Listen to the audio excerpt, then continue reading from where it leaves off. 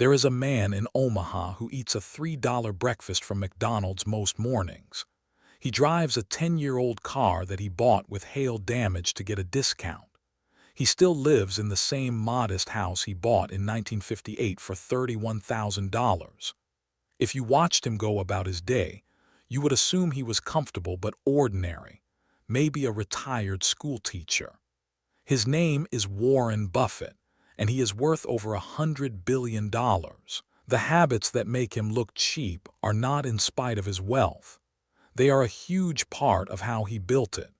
So let me show you the 9 cheap habits of people who are secretly rich, and the real math underneath each one. But first, the reframe that makes all of this make sense, because without it, these habits just look like penny pinching. The secretly wealthy are not cheap in the way you think. They are not depriving themselves or suffering. They have simply figured out the single most important distinction in personal finance. Being frugal about the things that do not matter is what buys you freedom in the things that do. Every dollar they do not waste on looking rich becomes a dollar that quietly makes them rich.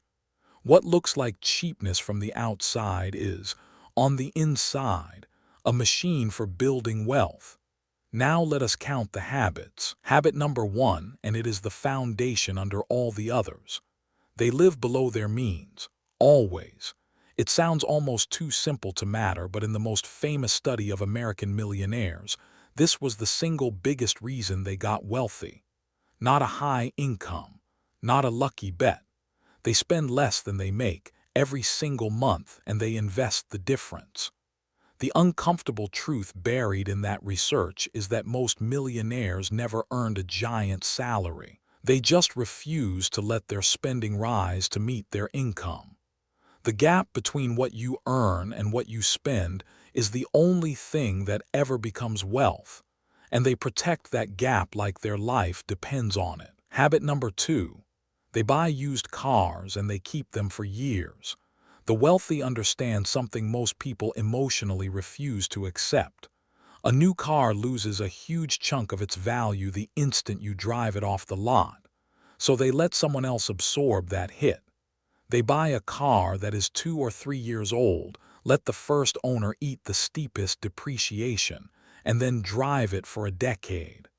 Buffett, again, drives a 10-year-old car and puts about 3,500 miles a year on it. To him, a car is a tool that gets him from one place to another, not a costume. That one habit, repeated over a lifetime of car purchases, is worth hundreds of thousands of dollars. Habit number 3, and this is the biggest lever of all. They live in a modest home in a normal neighborhood. Housing is the single largest expense in almost everyone's life, which means it is also the single biggest opportunity. The secretly rich deliberately buy less house than they can afford. They know that a bigger house does not just cost more in mortgage. It costs more in taxes, insurance, utilities, furniture, maintenance, and the lifestyle that surrounds it. By choosing the comfortable home instead of the impressive one, they free up the largest single stream of money in their budget, and they point it at assets instead of square footage. Habit number 4, they actually track their money. This sounds boring, and that is exactly why it works. In the millionaire research, 62% of millionaires knew exactly what they spent on food, clothing, and housing every month. Among high earners who were not millionaires, only 35% did. Think about that gap.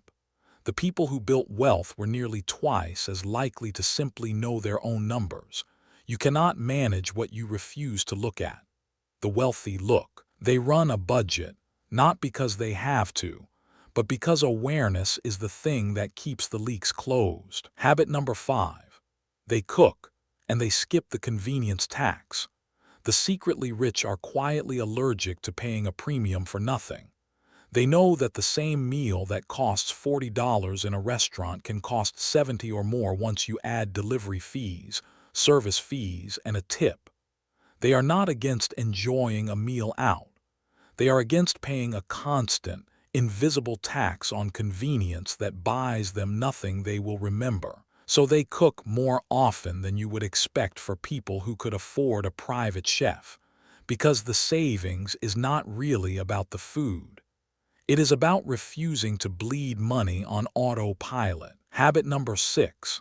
They buy quality once instead of cheap repeatedly. This is the habit that looks the least cheap, and it is the most important to understand. There is an old idea sometimes called the boots theory. A poor man buys cheap boots that fall apart in a year and buys them again and again. A wealthy man buys one good pair that lasts a decade. Over 10 years, the cheap boots cost more. The secretly rich apply this everywhere. They will spend real money on the few things they use constantly and that last, and refuse to spend anything on the things that are disposable or just for show. It is not about always spending less. It is about never spending twice. Habit number 7. They ignore brands and status entirely. Walk past a secretly wealthy person and you will not see a logo. They wear plain, off-the-rack clothing. They carry the unremarkable bag. They are almost aggressively uninterested in signaling their wealth, and the reason is simple. They have nothing to prove because they actually have it. The need to look rich is, more often than not, a symptom of not being rich. The truly wealthy outgrew that need or never had it, and the money they save by not feeding it is enormous over a lifetime. Habit number 8. They pay themselves first. Most people spend their money and then invest whatever happens to be left over, which is usually nothing. The wealthy flip the order. The moment money comes in, a fixed slice is automatically moved into investments before they are allowed to spend a cent of it. The saving happens first on autopilot, and they simply live on the rest. This one reversal, deciding once and automating it forever, is the difference between intending to build wealth and actually building it. They never rely on willpower. They rely on the system they set up while they were feeling disciplined. Habit number 9, and it is the one that ties all the others together. They guard their time and their peace over impressing anyone. When Buffett was asked about his old car and his old house, he said, "I have everything in life I want." That is the whole secret in one sentence. The secretly rich are not optimizing to look successful to strangers. They are optimizing for a calm, free, unbothered life. They spend on the few things that genuinely improve their days and ruthlessly cut everything that is only there for an audience. Their frugality is not deprivation. It is focus. They simply pointed all of their money at what they actually wanted, instead of at what they were supposed to want. So here is a question I would genuinely like you to answer in the comments. Of these 9 habits, which one is the hardest for you, the one you know would help but you keep resisting? Be honest. Naming the resistance is usually the first step to beating it. Now let me show you why these unglamorous habits matter so much, in real numbers. Add them all up: the used car instead of the new one, the modest home, the cooking, the lack of status spending, and a fairly ordinary person can easily free up around $800 a month compared to the lifestyle they could technically afford. $800 a month does not sound life-changing, but invest it at a normal market return, and in 30 years it becomes about $1.2 million. That is the punchline. The cheap habits were never really cheap. They were a $1 million decision, disguised as a series of small, boring, slightly unfashionable choices that nobody around you will ever applaud. And that is the deepest point here, the thing that separates the secretly rich from everyone else. They made peace with looking ordinary because they understood that looking rich and being rich pull in opposite directions. Every dollar spent proving you have money is a dollar that is no longer building money. The secretly wealthy quietly chose the building over the proving, again and again for decades, while the world assumed they were just being cheap. They were not cheap. They were free. And the bill for that freedom was simply the willingness to not care what the neighbors thought. So look one more time at the man with the $3 breakfast and the hail-damaged car. Nothing about his life looks like $100 billion, and that is exactly the lesson.